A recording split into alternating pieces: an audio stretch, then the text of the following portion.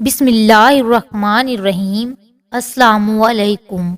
ایک شخص نے اپنی مسجد کے پیشہ امام سے کہا، مولانا میں کل سے مسجد نہیں آؤں گا۔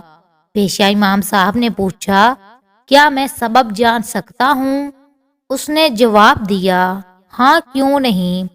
دراصل وجہ یہ ہے کہ جب بھی میں مسجد آتا ہوں تو دیکھتا ہوں کہ کوئی فون پر بات کر رہا ہوتا ہے تو کوئی دعا پڑھتے وقت بھی میسجز کر رہا ہوتا ہے، کہیں کونے میں غیبت ہو رہی ہوتی ہے تو کوئی محلے کی خبروں پر تبصرہ کر رہا ہوتا ہے، وغیرہ وغیرہ۔ پیشہ امام صاحب نے وجہ سننے کے بعد کہا، اگر ہو سکے تو مسجد نہ آنے کا اپنا آخری فیصلہ کرنے سے پہلے ایک عمل کر لیجئے۔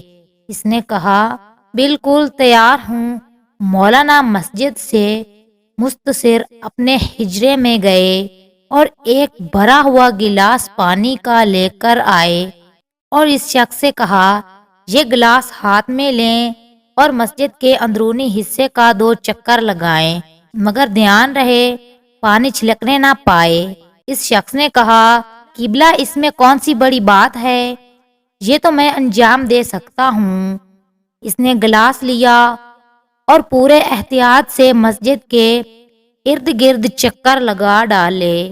مولانا کے پاس واپس آ کر خوشی سے بتایا کہ ایک قطرہ بھی پانی کا نہیں چھلکا۔ پیشہ امام صاحب نے کہا، یہ بات ہے، جس وقت آپ مسجد کا چکر لگا رہے تھے اس دوران مسجد میں کتنے لوگ فون پر بات یا غیبت یا محلے کی خبروں پر تبصرہ کر رہے تھے؟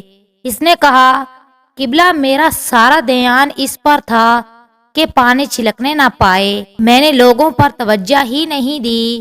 پیشہ امام صاحب نے کہا، جب آپ مسجد آتے ہیں تو اپنا سارا دھیان خدا کی سمت رکھیں۔ جب آپ خالص خدا کے لیے مسجد آئیں گے تو آپ کو خبر ہی نہ ہوگی کون کیا کر رہا ہے۔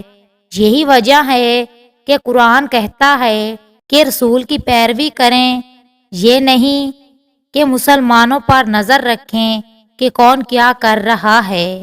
خدا سے تمہارا رابطہ تمہارے اپنے اعمال کی بنا پر مضبوط ہوتا ہے، دوسروں کے اعمال کی بنا پر نہیں۔